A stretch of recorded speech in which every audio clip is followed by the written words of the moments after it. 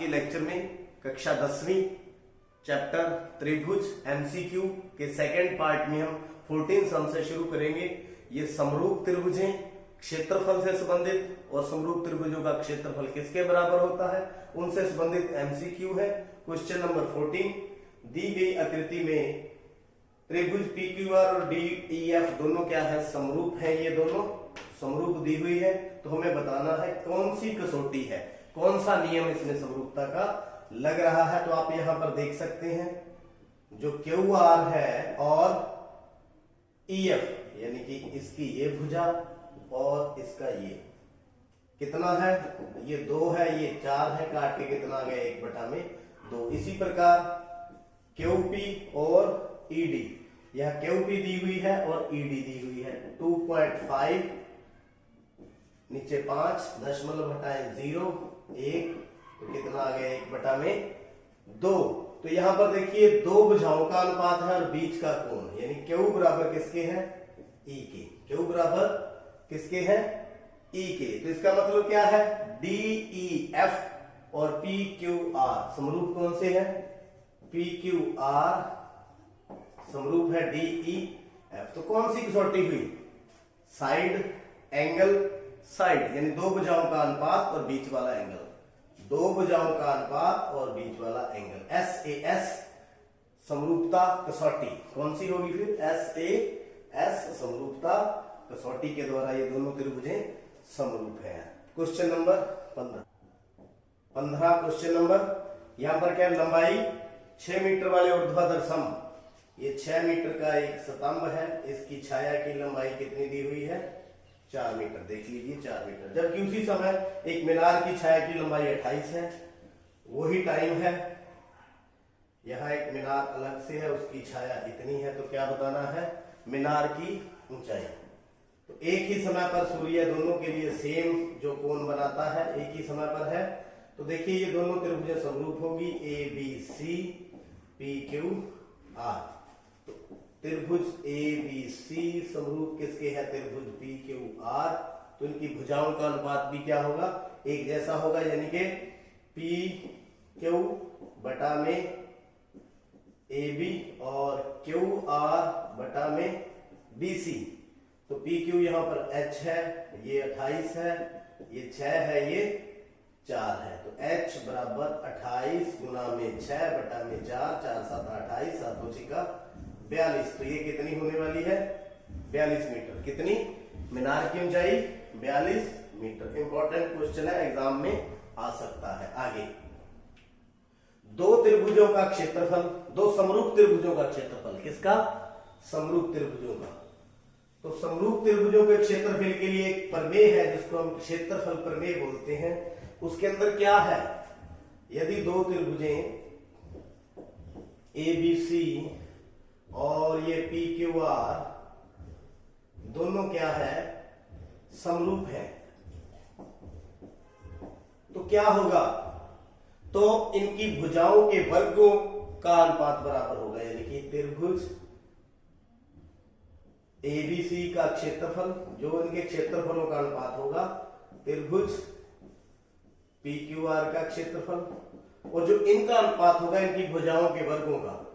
कोई भी भुजा ले लें, ये AB बटा PQ का स्क्वायर, BC बटा QR सारे का स्क्वायर, AC बटा PR सारे का स्क्वायर, भुजाओं के वर्गों का अनुपात होगा। तो इसके बराबर होगा, देख सकते हैं, ढूंढ ले, बराबर नहीं होता। संगत भुजाओं का अनुपात नहीं होता, उनके वर्गों का अनुपात होता है, संगत भुजाओं के वर्गों का अनुपात। तो आंसर इज C। इसका आंसर कौन सा रहेगा, C। क्वेश्चन नंबर 17, दो समरूप त्रिभुजों ABC और DEF, यहां पर क्या है, DEF में उनके क्षेत्रफल क्रमशः 64 और 121 है। DEF 64 और 21, तो यही फार्मूला यहां पर हम लगाएंगे। EF और BC, EF ये रही, BC ये रही, यानी कि इनकी भुजाओं का वर्गों का अनुपात लिखे तो BC स्क्वायर और ये EF का स्क्वायर। तो क्षेत्रफल लिख दे, ABC का कितना है 64, इसी फार्मूले पर आधारित 121 BC बटा EF सारे का स्क्वायर। तो 64 बटा 121 का अंडर रूट किसके बराबर हो जाएगा? BC बटा EF। तो EF कितनी है? 15.4। ये हो गया 8 बटा में 11 गुना में 15.4 बराबर में BC। तो 11 एकम 11, 4 11 44, 14 8 112 यानी 11.2। तो BC किसके बराबर होगी? 11.2। तो यहां पर आंसर दिखाई दे रहा है हमें C। तो दो त्रिभुजों की भुजाओं का अनुपात 4:9 है। तो अगर इसी को ले, दो समरूप त्रिभुजों है, भुजाओं का अनुपात इतना है, तो क्षेत्रफलों का अनुपात उनकी भुजाओं के वर्गों के बराबर होगा। तो भुजाओं का अनुपात 4/9 है, तो इनका वर्ग कर दें 16/81। अगर हमें भुजाएं दी हुई हैं तो क्षेत्रफलों का अनुपात हम उनका स्क्वायर करके निकाल सकते हैं 16:81। तो कौन सा आंसर है? डी। आगे बढ़ते हैं, क्वेश्चन नंबर 19। दो समरूप त्रिभुजों के क्षेत्रफल बराबर है। समरूप त्रिभुजें हैं, क्षेत्रफल भी बराबर है। तो वे त्रिभुज सर्वांगसम होते हैं, वे त्रिभुज सर्वांगसम नहीं होते। ऊपर लिखा हुआ बिल्कुल नहीं हो सकता, दोनों का क्षेत्रफल 1 होगा। तो देखिए इन दोनों में क्षेत्रफल बराबर है, यहां नहीं बताया भी 1 होगा, तो इसका मतलब ये तो नहीं है। ऐसा बिल्कुल नहीं हो सकता है, हो सकता है, ये भी नहीं। अब इन दोनों में देखते हैं तो सर्वांगसम होंगे या नहीं। तो देखिए मान लीजिए ये त्रिभुज ABC समरूप है त्रिभुज PQR। तो क्या होगा? त्रिभुज ABC का क्षेत्रफल बटा में त्रिभुज PQR का क्षेत्रफल, तो किसके बराबर होगा? इनकी भुजाओं के वर्गों के अनुपात के बराबर होगा। AB बटा में PQ का होल स्क्वायर, इसी तरह BC बटा में QR का होल स्क्वायर, इसी तरह में AC बटा में PR सारे का होल स्क्वायर। तो ये बराबर है। ABC दोनों का क्षेत्रफल क्या है? बराबर। तो काट के कितना लिख दें? 1। तो AB बटा PQ का स्क्वायर, तो स्क्वायर है 1 का स्क्वायर, तो स्क्वायर से स्क्वायर हम काट भी दें क्योंकि इधर भी स्क्वायर लिख दे 1 से। तो AB बराबर किसके बराबर हो गया? PQ के। इसी प्रकार BC किसके बराबर हो जाएगा? QR के। और AC किसके बराबर हो जाएगा? PR के। तो आप देख सकते हैं ये तीनों भुजाएं बराबर है। तो SS नियम के द्वारा ये त्रिभुजें क्या होंगी? सर्वांगसम। क्या होंगी? सर्वांगसम। तो आंसर पहला ही है, ये त्रिभुजें क्या होंगी? सर्वांगसम। दो त्रिभुजों के क्षेत्रफलों का अनुपात उनकी संगत मध्यिकाओं का अनुपात होता है। तो देखिए जैसे मैंने बताया, अगर ये समरूप है तो इनके बीच में अगर कोई मध्यिका है, ये हो गया ABC, ये ले लेते हैं PQR, PQR, तो ये मध्यिका है AD, ये क्या होगी? PE। तो ये मध्यिकाएं, तो इनके वर्गों के अनुपात के भी बराबर होती है। जैसे भुजाओं का वर्गों का अनुपात है, उसी प्रकार इनकी मध्यिकाओं के वर्गों के बराबर भी होती है। तो संगत मध्यिकाओं के अनुपात के वर्गों के बराबर होता है। तो आंसर इसका कौन सा रहेगा?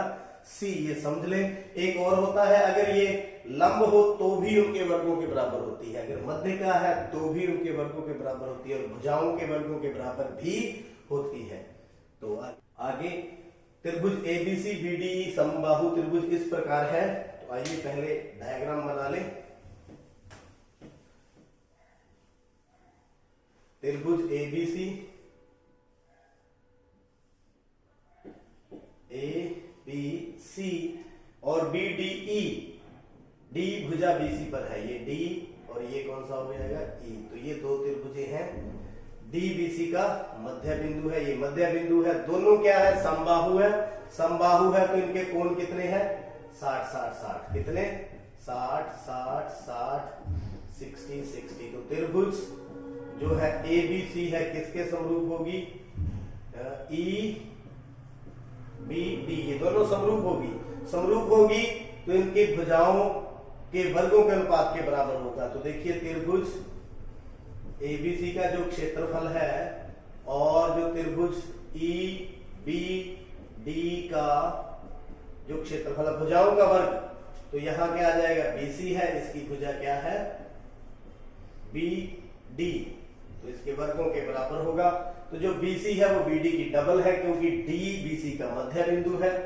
तो ये हो जाएगा BD 2BD बटा में BD सारे का स्क्वायर, BD से BD कटेगा, 4 का 2 का स्क्वायर 4, 4:1। तो आंसर कौन सा है? C 4:1। आगे क्वेश्चन नंबर 22, दो त्रिभुजों के क्षेत्रफलों का अनुपात 5:3 है, तो उनकी संगत भुजाओं का अनुपात ज्ञात करो।